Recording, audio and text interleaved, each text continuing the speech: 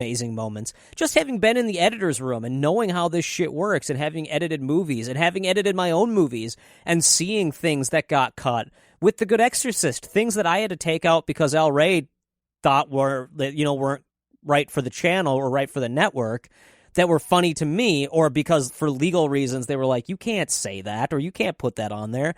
Those things, knowing how it works and the back and forth that you have to give and the give and take, like that they might have said, like, you can't show the scene of the guy being smashed in the bed, which is a great scene in that movie. Freddy vs. Jason opens with that scene where the dude gets crushed in the bed. The actual opening to that movie fucking blows, except for that sequence. And maybe they were like, no, that's stupid. You can't show him crush. That would never work like that. The bed would never crush like that. And maybe they were, like, fighting to get that taken out. And then he was like, well, I'll take out your mom. Like, let's talk about the Mama's Boy scene instead. And then they went back and looked at that. That's just how it works. It's this, like, give and take and ebb and flow with producers or writers. Or, not everyone gets everything. And they're like, Mama's Boy, that's not vulgar. People like Freddy because he's vulgar. Not realizing the irony of the Mama's Boy joke and how much funnier that is. It's better. It's a deeper character thing. And I feel bad for those guys. I do still think that movie, I think that Freddy vs. Jason does have some very redeeming moments. I think the fight is a lot of fun to watch.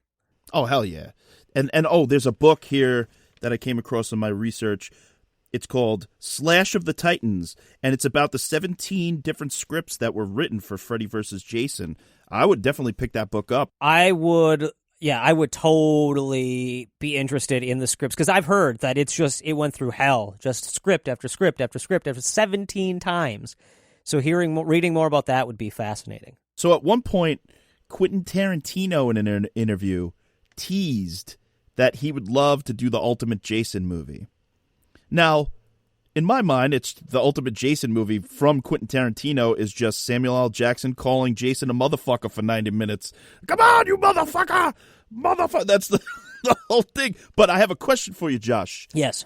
Jason has never spoke in a movie. Do you think Tarantino would make him say the N-word? I think he would, definitely. But that's the only word he'd have him say. Just that one word. Just the one word. But he wouldn't say it he wouldn't say it in an inappropriate way. He would be saying it in the way that Tarantino makes his character say it, almost like they're saying, yes, but, or right. No, but they just say it as an aside. They don't even say it as a racist slur. So, yeah, I think Jason's first words from Quentin Tarantino, unfortunately, would be the N-word, and then Spike Lee would spontaneously combust in the theater.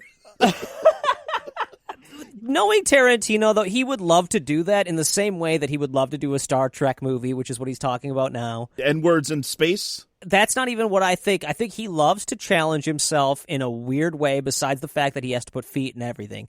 He'll never challenge himself without feet. Like, he has to have feet. But I think, like, the reason why he wants to do this is because he would, like, or why he said that at the time that he said it, is he would love to do a throwback horror film featuring a monster that everyone knows, but do it in his own way. My guess is Jason would... He made a Charlie Manson movie that barely has Charlie Manson in it. Like, that's his thing. His Jason movie would be that same mentality. You're right, and I'm giving him flack because that's the easy way to go about the N-word. There was no N-word whatsoever in Once Upon a Time in Hollywood. There was nothing about racial tension, nothing. So I think he could do it, and I think Star Trek, so there's going to be some feet in there, but so what? I think that he could do an interesting take on Star Trek, and I would have loved to have seen his Friday the 13th take. Yeah, I would, and I think he has enough reverence for film that he would have gone into it to do it justice. I don't think he would have gone into it going like, I'm just going to fuck with this series and do whatever I want. I think he would have gone into it and been like, he would have done a genre movie. He probably would have been a little bit more grindhouse than any of those movies actually have been. But I think that's sort of his twist on it, would have been making it more grindhousey and weird. And I think, I wonder when he said that. Do you know when he said that? It was a long time ago. I'll find the reference, but I'd be curious if that was pre-Grindhouse or post, because I feel like Grindhouse really seemed like the direction that Tarantino was going was a little bit more horror. and a little bit more like gory and over. Like he's always had gore and stuff, but a little bit more like reverence for the gore. And when Grindhouse came out, it was kind of and didn't do well and was the kind of mess that it became. I love them, but you know what it did become. I think he just went, you know what, fuck that. Okay, there's so many of these. I'm looking at my notes here. There's so many Jason or Friday the 13th Here's the thing. I think the reason why is, be honest, he's an extremely fun character to play with. Yeah. To write for him it's just pure popcorn, enjoyable fun. There's nothing, even the audience doesn't really give a shit what you do with Jason. They don't. Like, the fans of it don't really care. Like, when Jason X came out, you heard people going like, oh, this is fucking shitty, Jason in space. And now, like, it found its cult following, and the people who didn't like it just pissed off and don't talk about it. And I think it's a character that you can play with and not really fear people, like, having a huge backlash. Agreed. So what other scripts do we have? I interrupted. So one that I thought was interesting, that it got a little flack online for the idea, but I really like this idea because it gives more meat to the Voorhees backstory. So it's a script by a guy named Aaron Guzolowski, and it was supposed to be for Friday the 13th, Part 13, which is the current, whatever comes out next will be the 13th movie. It begins in Crystal Lake in 1977, and it has the sack on the head Jason. But then, about 20, 30 minutes into the movie, it's revealed it's not Jason, but it's Jason's father, Elias Voorhees, or however the fuck you say that name. And so then he gets killed, and then the next 40 minutes of the movie is Pamela Voorhees' story, and it kind of reiterates the first one, where she kills, then she gets killed, and there's Jason, he's a little boy, he gets killed. It shows all that stuff in 40 minutes, and then the last 20 minutes of the movie is the Jason that we know and love going fucking buck wild and just killing camp counselors like crazy. And it's like the three killers in the one movie, the Voorhees dynasty. I love that. I don't know. And somebody complained about, actually I saw a lot of flack for this idea online, and but one of the worst complaints I saw was that somebody said, oh, they go and say that they allude to the fact that Jason is a demonic force. Well, you know what? The director of Jason Goes to Hell, he basically put in the canon that Jason is a Deadite from the Evil Dead movies because he included the Necronomicon in Jason Goes to Hell. And so it's fucking, he's a Deadite. Jason is part of the Evil Dead. You know what? And the big thing for me with that idea is I always have trouble with a movie. I guess it depends on the length and how it plays out. Like, to me, that script almost sounds like a Tarantino movie. It's like 3 stories combining one idea and playing out through these 3 different stories that, you know, all are about the same character or the same world and whatever. So it has that, like, Pulp Fiction, Inglourious Bastards, like the way that there's all these multiple characters that play out.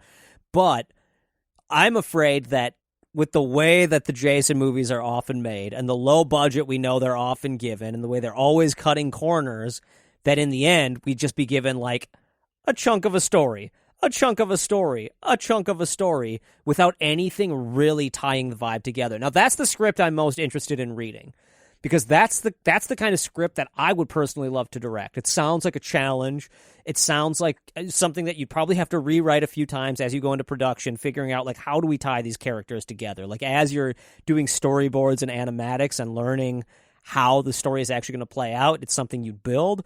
But that concept is really original and different to me. And I said the same thing. When I read about it, everyone talked about how shitty that idea is. And I was like, I think it's kind of a cool idea. It really struck a chord with me in a certain way and made me interested in how they could think out of the box in the future and make original stories that are different.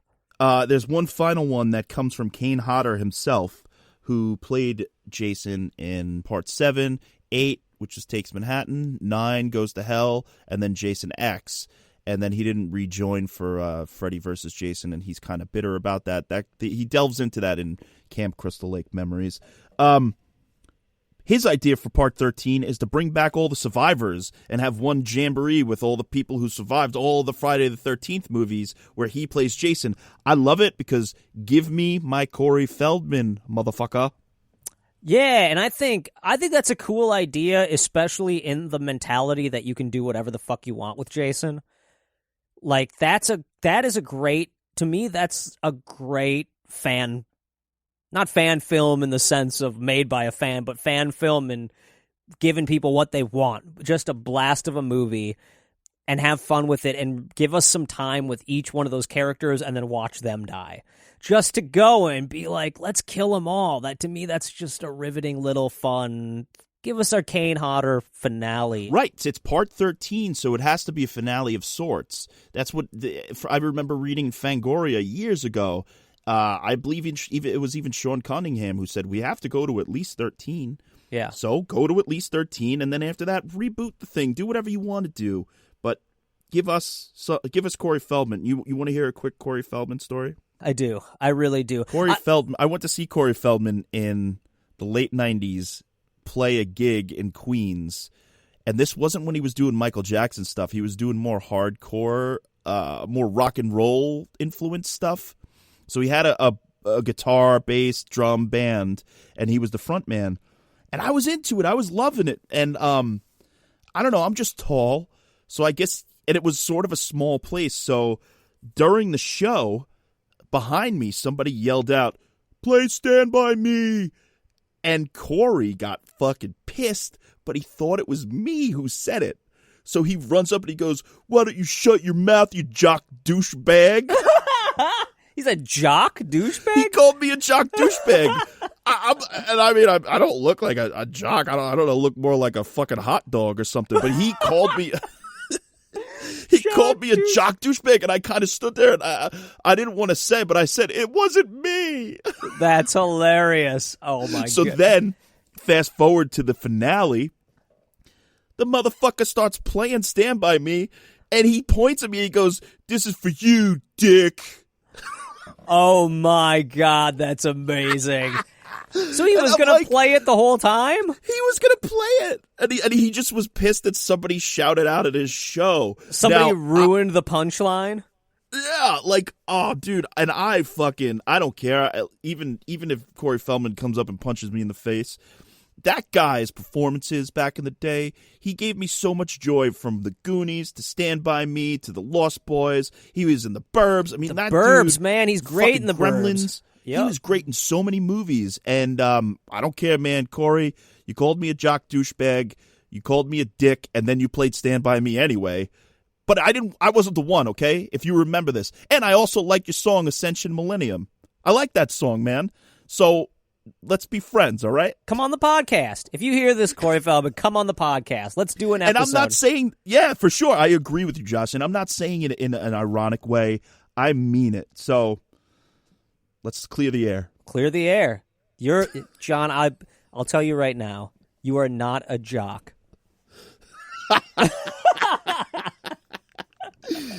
Oh, all right. So we have a couple of guests lined up for today. A quick thing before we build up these guests is that there's a shitload of pretty cool fan films for Friday the 13th, and just fan films in general on YouTube that filmmakers put a lot of time and energy into these things out of the love for the franchise. But I think that some of them get recognized and land jobs because of doing these awesomely put together fan films. Oh, for sure. Yeah, there's one that I shared with you, Michael versus Jason, Evil Emerges. Now, the acting is, whatever, but the fucking effects and the fight and it's just really cool. So there's so many. We'll share a bunch of them out on social media. I mean, would you, as an aspiring filmmaker, or as a filmmaker, not even aspiring anymore, would you go and make sort of, I don't know, what's your favorite franchise? A Nightmare on Elm Street fan film and use it as sort of a calling card? Is that something that you do? For me, I just don't really have that in me. I'm going to be straight and honest with you. You know what? Here's the thing. Like, I'm right now writing a Toxic Avenger cartoon Now, I wouldn't call it a fan film because I'm kind of working on it with Lloyd, and it will probably be, on Troma now or be distributed by Troma in some way. But, my first job started